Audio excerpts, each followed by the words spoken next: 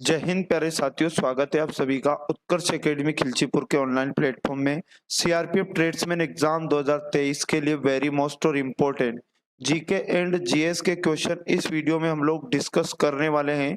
प्यारे साथियों, सारे प्रश्न बिल्कुल ऐसे प्रश्न हैं जो एग्जाम के अंदर कई बार रिपीट हुए हैं और आपकी आगे आने वाली एग्जाम के अंदर भी यहीं से क्वेश्चन आपको देखने को मिलेंगे। एक भी क्वेश्चन को बिना स्किप किए पूरे वीडियो को ध्यानपूर्वक देखना है। आज का जो हम लोग पार्ट डिस्कस करने वाले 44वां पार्ट डिस्कस करने वाले। इससे पहले हमारे 43 पार्ट कंप्लीट हो चुके हैं। यदि आप लोगों ने वो नहीं देखे तो आप उन्हें भी जरूर देख ले। और प्रतिदिन इस क्लास का पीडीएफ आप हमारे टेलीग्राम से डाउनलोड कर सकते हैं और टेलीग्राम का लिंक आपको इस वीडियो के डिस्क्रिप्शन में मिल जाएगा।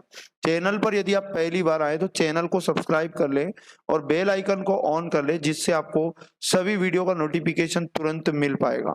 आज का पहला क्वेश्चन है, जोजिला दर्रा निम्न में से कहाँ स्थित है? तो इसका जो राइट आंसर हो जाएगा पंजाब हिमालय हो जाएगा। यानी कि जोजिला दर्रा पंजाब हिमालय में स्थित है। हिमालय का वह भाग जो सिंधु नदी और सतलज नदी के बीच स्थित है वह पंजाब हिमालय कहलाता है। अच्छा, एग्जाम में यदि पूछ ले कुमायूं हिमालय किसे कहते हैं तो मैं आपको बता दूं, हिमालय का वो भाग जो सतलज नदी और काली नदी के बीच स्थित है उसे कुमायूं हिमालय कहते हैं। अच्छा, अगर एग्जाम में पूछ ले आपसे नेपाल हिमालय किसे कहते हैं तो याद रखिएगा, हिमालय का वह भाग जो काली नदी और तीस्ता नदी के बीच स्थित है उसे नेपाल हिमालय के नाम से जाना जाता है।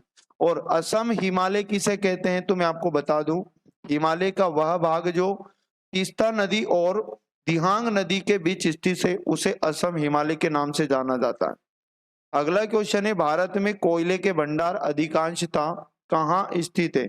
सोन घाटी, महानदी, दामोदर घाटी और गोदावरी घाटी। तो इसका राइट आंसर आपको याद रखना है दामोदर घाटी। ऑप्शन नंबर 3 इसका करेक्ट आंसर हो जाएगा। अगला क्वेश्चन है, भारत की पहली महिला आईपीएस अधिकारी कौन है? 4 ऑप्शन आपको दिए गए तो राइट आंसर आपको याद रखना है किरण बेदी। किरण बेदी भारत की पहली महिला आईपीएस अधिकारी बनी थी। ऑप्शन नंबर 3 इसका करेक्ट आंसर हो जाएगा। प्रतिभा देवी सिंह पाटिल अगर एग्जाम में पूछ ले तो भारत की पहली महिला राष्ट्रपति प्रतिभा देवी सिंह पाटिल थी।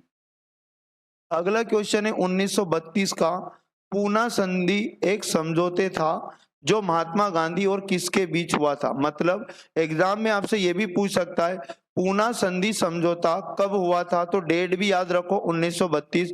और किनके बीच हुआ था तो एक तो महात्मा गांधी और दूसरा नाम आपको याद रखना है बी आर अम्बेडकर।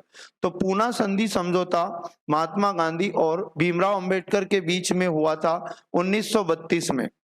अगला क्वेश्चन है, भारतीय स्वतंत्रता आंदोलन के निम्नलिखित नेताओं में से किसने स्वतंत्रता मेरा जन्मसिद्ध अधिकार है और मैं इसे लेकर रहूंगा ये नारा दिया था?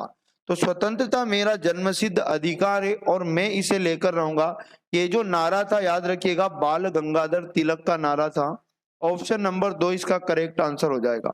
सुभाष चंद्र बोस का एक नारा फेमस था जो आपकी एग्जाम में आ सकता है, आजादी दी नहीं जाती ली जाती है। अगला आपको याद रखना है गोपाल कृष्ण गोखले का नारा। तो याद रखिएगा प्रतिनिधित्व नहीं तो कर नहीं, ये नारा गोपाल कृष्ण गोखले का था। अगला क्वेश्चन है, एक अंतरिक्ष यात्री को बाह्य अंतरिक्ष कैसा प्रतीत होता है? तो इसका राइट आंसर आपको याद रखना है काला। यानी कि कोई भी अंतरिक्ष यात्री जो होता है उसे बाहर का जो रंग अंतरिक्ष का रंग दिखता है वो काला दिखाई देता है। ऑप्शन नंबर 3 इसका करेक्ट आंसर हो जाएगा। अगला क्वेश्चन है, श्वसन तंत्र का उपयोग कर पादप कोशिकाओं में ऊर्जा का उत्पादन कौन करता है? तो प्यारे साथियों इसका राइट आंसर माइटोकॉन्ड्रिया, जिसे सूत्रकणिका के नाम से भी जाना जाता है। क्वेश्चन नंबर 8 है हमारे पास, मराठा शासक छत्रपति शिवाजी की राजधानी का नाम क्या था? तो मराठा शासक छत्रपति शिवाजी जो थे उनकी राजधानी का नाम रायगढ़ था। ऑप्शन नंबर 1 सही जवाब याद रखिएगा। अच्छा, एग्जाम में शिवाजी का जन्म भी आपसे पूछ सकता है तो याद रखिएगा 19 फरवरी 1630। 19 फरवरी 1630 ये डेट भी आपके लिए इंपॉर्टेंट हो जाती है। अगले क्वेश्चन की यदि बात की जाए, एक फाइल का नाम बदलने के लिए किस कुंजी का उपयोग किया जाता है? कंप्यूटर का वेरी मोस्ट और इम्पोर्टेंट क्वेश्चन है। तो फाइल का नाम बदलने के लिए अगर कुंजी का प्रयोग पूछे तो राइट आंसर F2 याद रखना है, ऑप्शन नंबर 4 इसका सही जवाब हो जाएगा। अच्छा, F12 F12 यानी आपको ऑप्शन नंबर 1 में दिखाई दे रहा है, इसका प्रयोग किस लिए किया जाता है? तो माइक्रोसॉफ्ट वर्ड में सेवेज डायलॉग बॉक्स खोलता है F12। अगला यदि आपसे पूछ ले कि F4 जो बटन होता है ये किस काम में आता है, तो याद रखिएगा अल्ट के साथ यदि F4 दबाया जाए तो याद रखिएगा सक्रिय विंडो को बदलकर ये दे देता है। और F1 कीज का प्रयोग कंप्यूटर में याद रखना लगभग प्रत्येक प्रोग्राम के लिए हेल्प स्क्रीन खोलता है कौन? F1। अगला क्वेश्चन है, राष्ट्रपति को महाभियोग की प्रक्रिया से कौन अपदस्थ कर सकता है? इंपॉर्टेंट क्वेश्चन है, इसका राइट आंसर हो जाएगा ऑप्शन नंबर 1 संसद। यानी संसद राष्ट्रपति को महाभियोग की प्रक्रिया से अपदस्थ कर सकता है। और मैं आपको बता दूं भारतीय संविधान के अनुच्छेद 61 को आपको याद रखना है, इसी के अनुसार राष्ट्रपति पर महाभियोग लगाया जा सकता है। अगला क्वेश्चन है, आधुनिक आवर्त सारणी में कितने तत्व दिए गए हैं?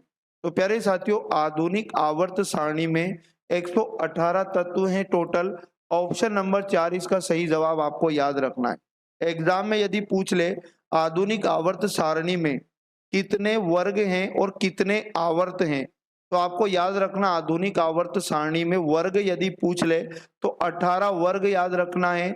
और यदि आपसे पूछ ले आवर्त कितने, तो आवर्त याद रखिएगा 7।